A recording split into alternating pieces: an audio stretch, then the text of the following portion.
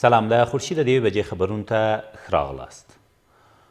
د ملي دفاع او کورنیو چارو وزارتونو سرپرست وزیران نن سهار د بلخ مرکز ته ورسېدل. د ملي دفاع وزارت د خبرپاڼې له مخې دغه چارواکي به د بلخ نوي امنیه قمندان عبدالرقیب مبارز ته له مبارک ویلو سربیره د دغه ولایت له سیاسیونو سره د پرونۍ پیښې په اړه هم خبرې وکړي.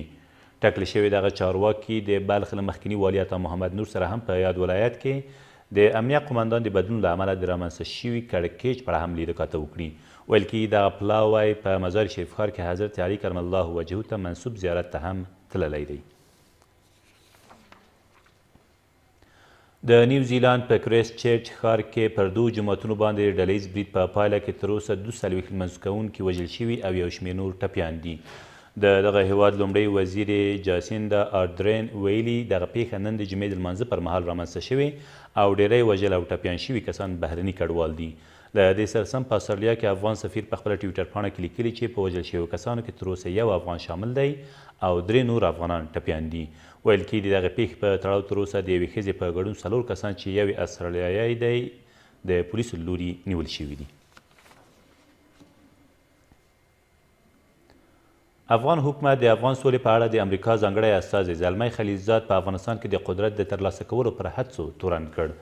د ملي امنیت سلاکار حمدالله محب زیاته کړې چې ښاغلی خلیلزاد له طالب استازو سره په خبرو کې د افغان حکومت د څنډې کولو په ترڅ کې د خپلو شخصي ګټو په لټه کې دی او په وینا یې ملي یوالي حکومت داسې انګیري چې له طالب استازو سره د خبرو موخه ښایي د موقت حکومت جوړول وي او خلیلزاد به یې مشر وي.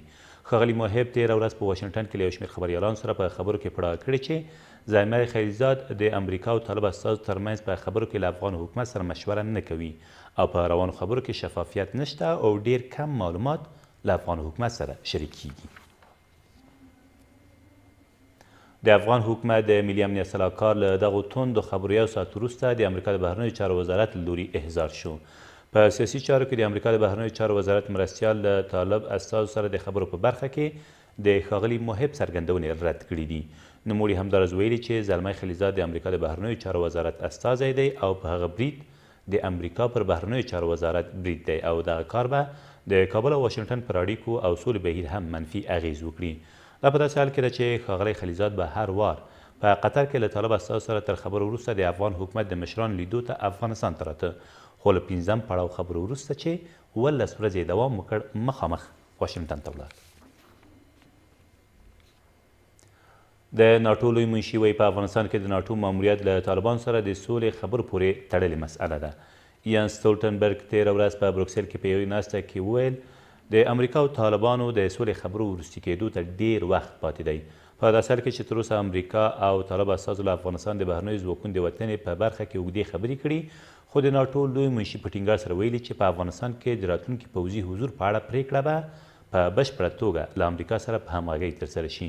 د ویل ده چې ځانګړی 14,000 امریکایي او 2,000 د ناټو غړو هیوادونو سرتیري په افغانستان کې د پرېکنده ملاتړ ماموریت په چوکاټ کې فعالیت کوي. او یوه 2.5 کلنه ماشومه تېره ورځ په هرات ښار کې د سړي تښتونکو له منګولو وژغورل شوه.